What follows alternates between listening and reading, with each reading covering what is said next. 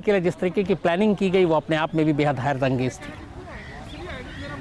और सबसे बड़ी बात ये थी कि इस पूरी बैंक रॉबरी की जो प्लानिंग है वो एक फिल्म के ज़रिए आइडिया आया। जिन लोगों को बैंक लूटना था, 4 लोग थे सिर्फ, और वो चारों पैसे कमाना चाहते थे कम वक्त में।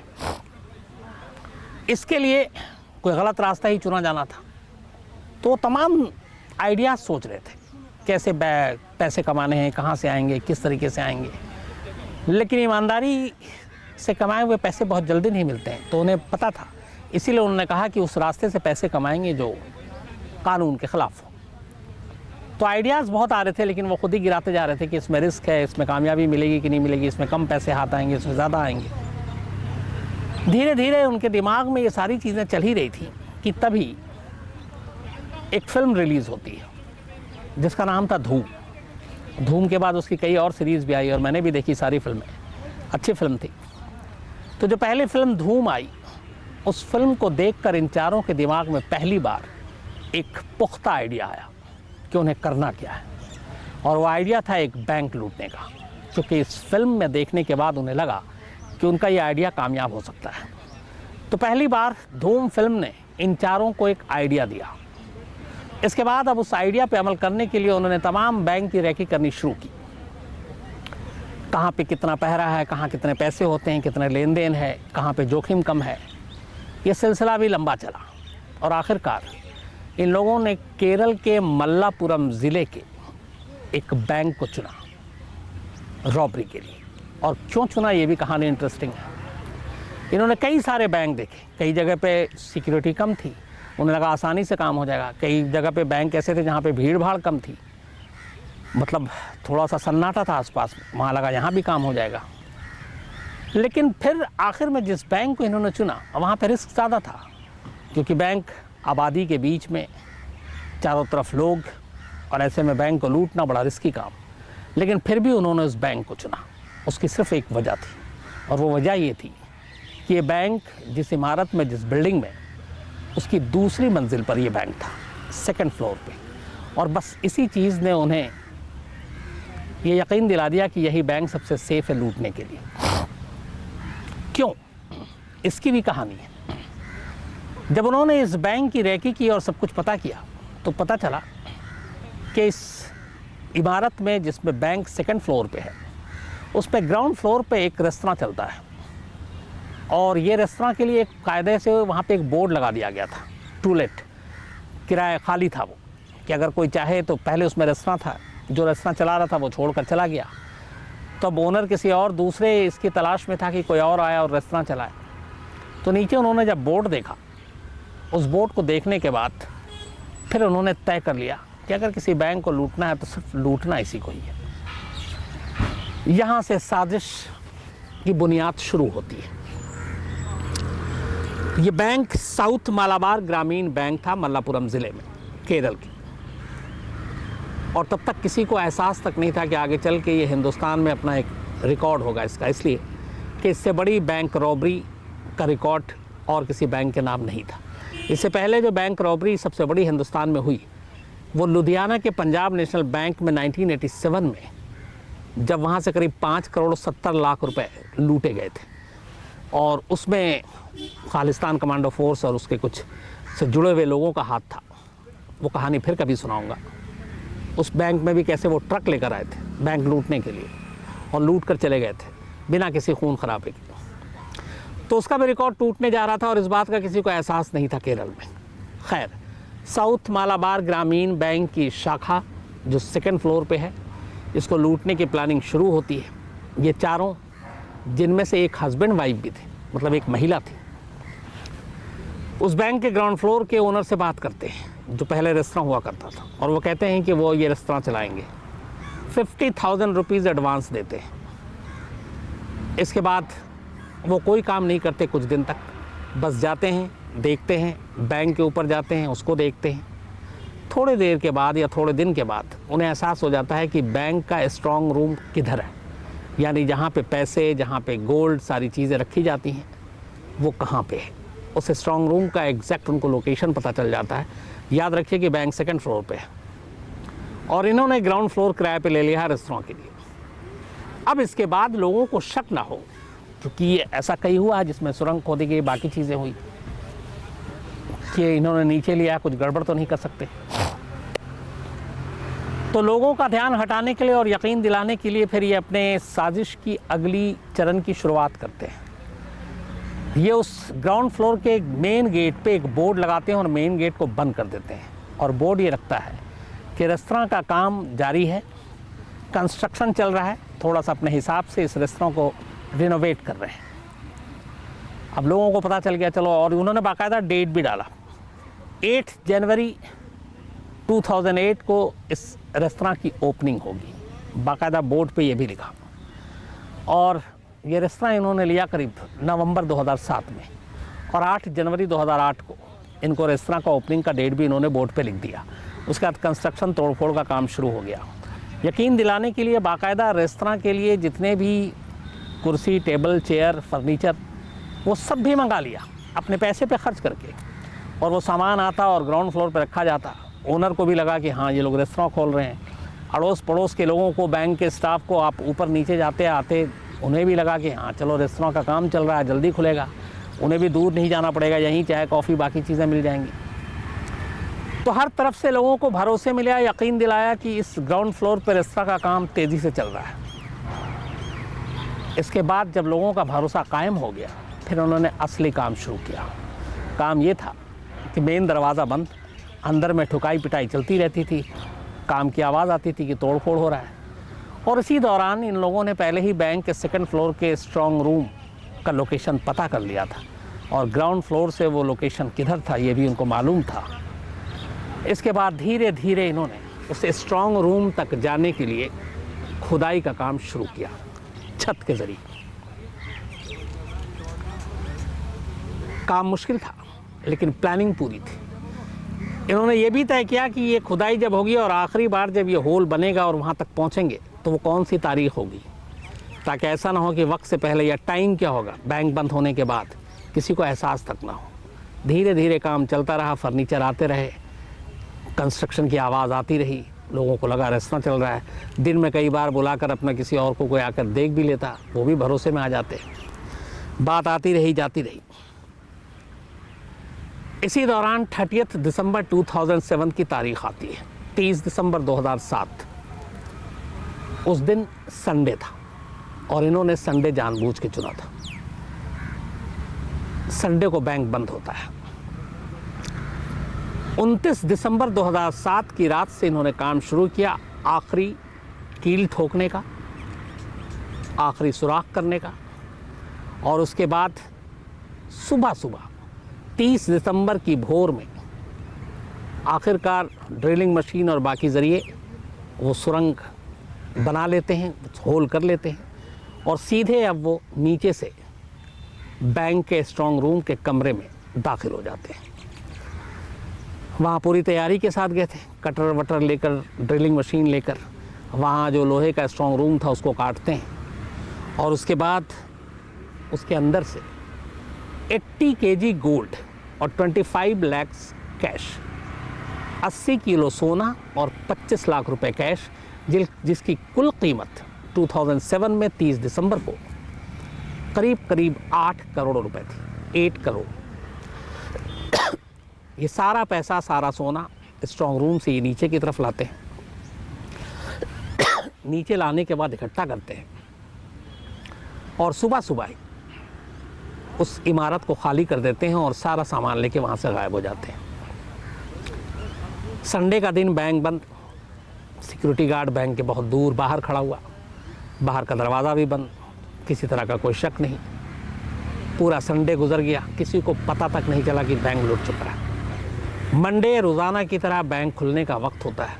सुबह 9 बजे स्टाफ आते हैं, बैंक का दरवाज़ा खुलता है, मैनेजर आते हैं। जैसे ही वो स्ट्रॉन्ग रूम में दाखिल होते हैं, उनकी चीख निकल जाती है। स्ट्रॉन्ग रूम का वो सुराख उन्हें दिखाई दे गया, स्ट्रॉन्ग रूम खुला हुआ, सारा माल गायब। फ़ौरन पुलिस को खबर की जाती है, पुलिस पहुंचती है। ये केरल नहीं, हिंदुस्तान के इतिहास की उस वक्त की सबसे बड़ी बैंक डकैती थी, जिसमें 8 करोड़ रुपए की डकैती हुई। धीरे धीरे खबर फैलती है। बैंक के स्टाफ के हाथ पैर फूले हुए हैं। अब पुलिस की बारी थी क्योंकि केरल पुलिस के लिए भी एक चैलेंज था, इतनी बड़ी रॉबरी और ये सब कुछ ऐसे हुआ, इसे पकड़ना है। मीडिया में अलग खबर धुआंधार चल रही है क्योंकि बहुत बड़ी बैंक रॉबरी, बल्कि इंडिया की पहली इतनी बड़ी बैंक रॉबरी। तो पुलिस के ऊपर भी प्रेशर। आखिरकार एक स्पेशल टीम बनाई जाती है पुलिस की, जो उस वक्त मालाबार के एसपी थे मिस्टर विजयन, उनकी निगरानी में इस टीम में अलग अलग एक्सपर्ट्स होते हैं और अब टीम जांच शुरू करती है, लेकिन हर जगह पर नाकामी हासिल लगती है। जब वो आए और पता चला कि रेस्तरां किन लोगों ने किराए पे लिया था, वहीं से शुरुआत हुई क्योंकि खुदाई वहीं से हुई थी, तो वो सारे नाम, वो सारी चीज़ें फर्जी निकली। जो पैसे दिए थे और जो उन्होंने अपना एड्रेस दिया था वो सारा फर्जी निकला। लेकिन हाँ, उनको कुछ लोगों ने देखा था। पुलिस ने उन आई विटनेस के ज़रिए उनके स्केचेस बनवाए, उससे भी कोई कामयाबी नहीं मिली। लेकिन इसी दौरान में एक चीज़ और होती है। जब पुलिस स्ट्रांग रूम में गई जहाँ से सारे पैसे लूटे गए थे, तो वहाँ पे देखती है कि दीवार पे जय मायो लिखा हुआ है। माओ, माओवादी का शॉर्ट फॉर्म। इससे पहले केरल में और उसके आसपास कई ऐसे छोटे छोटे बैंक लूटे गए थे जो नक्सलियों ने लूटे थे, और ये नक्सलियों का एक रहा है कई स्टेट में, हथियार के लिए या बाकी चीज़ों के लिए अगर उनके इलाके में कोई बैंक है, एटीएम है, तो वो लूट लेते हैं। तो बाकायदा उस दीवार पे भी जय माओ लिखा हुआ था। उसको देख के पहली बार केरल पुलिस का बड़ा क्लियर हो गया कि ये मामला जो है ये नक्सल का है, और इतनी बड़ी डकैती हुई है, हथियार वथियार खरीदने के लिए उन्होंने लूटा। तो अब इन्वेस्टिगेशन नक्सल के लाइन पे चल रही है। केरल की पुलिस छत्तीसगढ़ तक पहुंच गई सिरा पकड़ते हुए। कुछ उनके अपने इन्फॉर्मर मिले कि कौन हो सकता है, उन्होंने बताया यहाँ के हो सकते हैं। अब केरल पुलिस छत्तीसगढ़ में दबिश डाल रही है, कोई फ़ायदा नहीं, कुछ नहीं मिल रहा है, पुलिस परेशान। इसी दौरान में पुलिस के पास कुछ गुमनाम फ़ोन आते हैं कि एक फ़लाना होटल है, उस होटल में इस जो यहाँ से लूटा गया उसके कुछ हिस्से, कुछ सोना वहाँ पड़ा हुआ है। पुलिस की टीम जाकर होटल पे दबिश डालती है। एक रूम से सचमुच 1 किलो सोना मिलता है, और वो वही सोना था 1 किलो जो उस बैंक से लूटा गया था। फ़ोन करने वाला बताता है कि इस रूम में एक नक्सल ठहरा हुआ है और ये उस बैंक डकैती में शामिल था। पुलिस को यकीन दिला दिया जाता है कि ये पूरी बैंक डकैती नक्सलियों के द्वारा अंजाम दी गई है। और इसी तरीके से पुलिस को पहले छत्तीसगढ़ भेजा गया, फिर होटल से 1 किलो सोना भी बरामद करवा दिया गया। लेकिन फिर पुलिस को लगता है कि नहीं, ये नक्सल का काम नहीं है, बल्कि पुलिस की जांच को भटकाने के लिए जो असली बैंक रॉबर हैं वो ये सारा खेल कर रहे हैं। फिर पुलिस वापस बेसिक पे आती है। पुलिस ने उस जगह से कुछ चीज़ें बरामद की थी। अब उनके ज़रिए पुलिस रॉबर तक पहुंचने की कोशिश करती है, जिसमें जो चीज़ें ख़ास थी, जो पुलिस जिसके ज़रिए आगे बढ़ने की कोशिश कर रही थी, उसमें एक जोड़ी चप्पल जिस रेस्तरां को किराए पे लिया गया था, बल्कि सैंडल था वो लेडीज़, तो ये पता चल गया कि इसमें एक कोई महिला भी शामिल है। इसके अलावा पुलिस को शराब की कुछ बोतलें मिली, कुछ डेटोनेटर मिले जिनसे एक्सप्लोजन करके शायद जो बैंक का वो लॉकर था उसको तोड़ने की कोशिश की गई। इसके अलावा एक ब्लेड मिला टूटा हुआ जो ड्रिलिंग मशीन का था। इन सारी चीज़ों को लेकर पुलिस ने अपनी तफ्तीश आगे बढ़ाई। स्केच बन चुके थे लेकिन उससे कोई फ़ायदा नहीं हो रहा था। तभी फिर हर तरफ से नाकाम होने के बाद नक्सल से लेकर ये सारी चीज़ें, फिर पुलिस को लगा कि एक इलेक्ट्रॉनिक सर्विलांस की तरफ जाते हैं। उन्होंने साउथ मालाबार में जहाँ पे ये बैंक है उसके नियरेस्ट टावर के जितने भी उससे कनेक्टेड फ़ोन थे उनको खंगालने का फ़ैसला किया, ख़ासतौर पर 30 दिसंबर की रात और 31 दिसंबर की सुबह तक, जब ये बैंक रॉबरी हुई। पता चला कि इस साउथ मालाबार बैंक के इर्द गिर्द उस टावर से कुल 25 लाख लोगों के फ़ोन कनेक्टेड है, 25 lakhs। अब ये सुनते ही पुलिस का चकराना भी लाजमी है, क्योंकि 1-2 नंबर ढूंढने के लिए अब 25 लाख नंबरों को खंगालना है। इसके लिए पुलिस ने बाकायदा साइबर एक्सपर्ट्स लिए, टेलीफोन कंपनी की मदद ली, IT सेल वालों को लिया, और इन सबको, क्योंकि और कोई रास्ता मिल नहीं रहा था, तो फिर पुलिस उनके ज़रिए इस मोबाइल तक पहुंचना चाहती थी। और वो भी पता नहीं कि वो उससे कुछ मिलेगा कि नहीं। अगर वो उन लोगों ने मोबाइल यूज़ किया भी है कि नहीं किया है, लेकिन फिर भी और कोई रास्ता था नहीं, हर तरफ से हाथ खाली थे। तो आखिरकार उस टावर में आने वाले 25 लाख फ़ोन को खंगालने का फ़ैसला किया गया, ख़ास तौर पर 30 दिसंबर से 31 दिसंबर की सुबह तक। काफ़ी वक्त लगा। आखिरकार पुलिस ने उसमें से कुछ फ़ोन को ज़ीरो इन किया, उन तक गई, उसमें से भी कोई कामयाबी नहीं मिली। करते करते करते उन 25 लाख फ़ोन में से 24,99,999 फ़ोन पुलिस ने चेक कर लिए और सारे सही निकले, एक फ़ोन छोड़कर।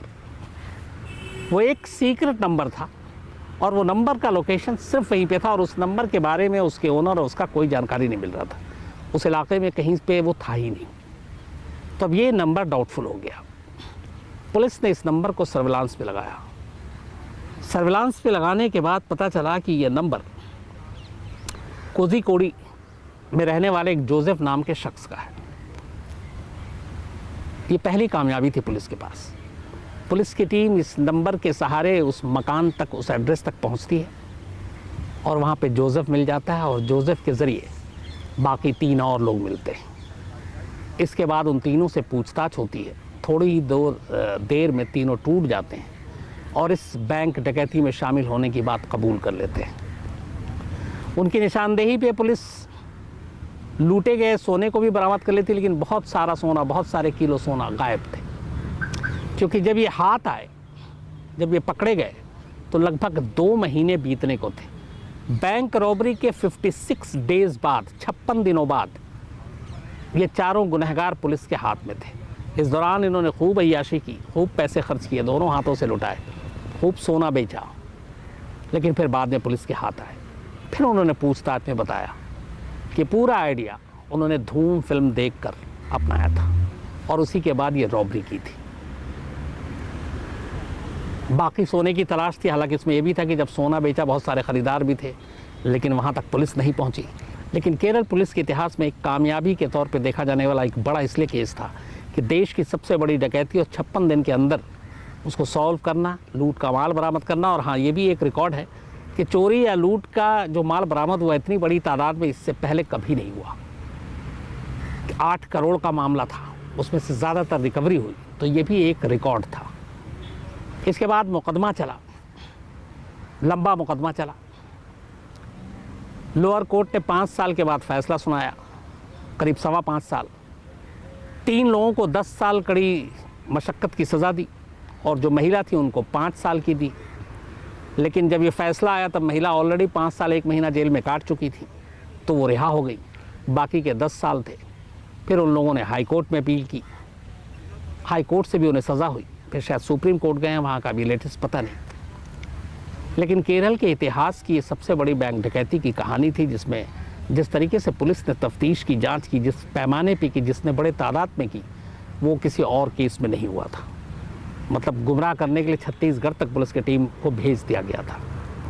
तो ये थी हिंदुस्तान की सबसे बड़ी बैंक डकैती की कहानी। एक दूसरी जो मैंने कहा कि इससे पहले रिकॉर्ड था, वो लुधियाना के पंजाब नेशनल बैंक की कहानी है, जिसमें ट्रक में आए थे बाकायदा